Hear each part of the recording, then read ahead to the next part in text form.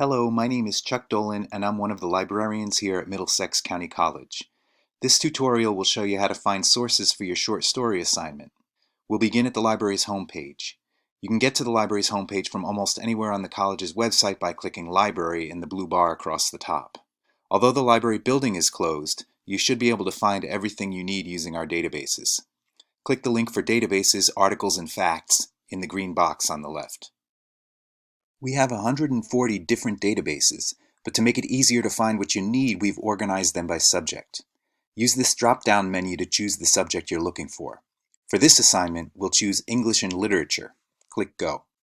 These are the databases that are best for literary criticism. For this assignment, I recommend that you start with Gale Literature Resource Center, which collects literary criticism mostly from academic books and journals. I also recommend MLA International Bibliography, but I'll demonstrate that in a separate video. For now, let's go into Gale Literature Resource Center. Whenever you access the databases from off-campus, you'll be asked to log in with your NetID and password. Enter your NetID username without the @middlesexcc.edu part that you would normally use when logging into Canvas. The database gives you a single search box. Let's say you're searching the story Paul's Case by Willa Cather. You can do a simple keyword search for the author's name, Cather, and the title of the story, Paul's Case, and it will work. We received 21 results. However, I recommend choosing the advanced search because in many cases it brings back better results. The advanced search screen gives you separate boxes for keyword, name of work, and person, by, or about. If we enter the title Paul's Case in the box for name of work and Cather in the box for person, we receive 32 results instead of 21. The same strategy will work for the other stories as well. Let's try the story A&P by John Updike. Go to the advanced search screen, type the title of the story A&P where it says name of work, and type the author's last name, Updike, where it says person. We received 20 articles. For each one, you can see the title of the article and the title of the source where that article was originally published, usually an academic journal or book. Click the title to get to the full text of the article.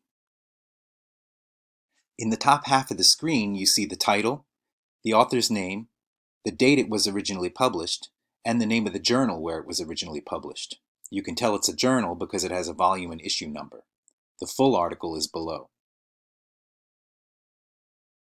If we go back to our search results and look at the next article, we can tell that this one comes from a book because there is no volume or issue number.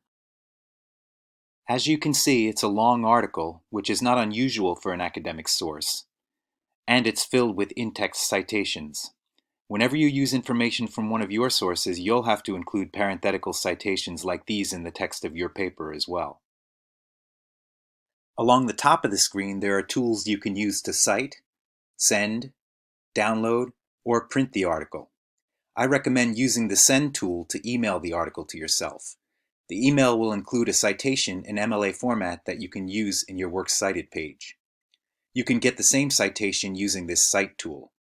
Keep in mind that the citations provided by the databases aren't always perfect, so you may need to check the formatting using an MLA citation guide like the one produced by the library.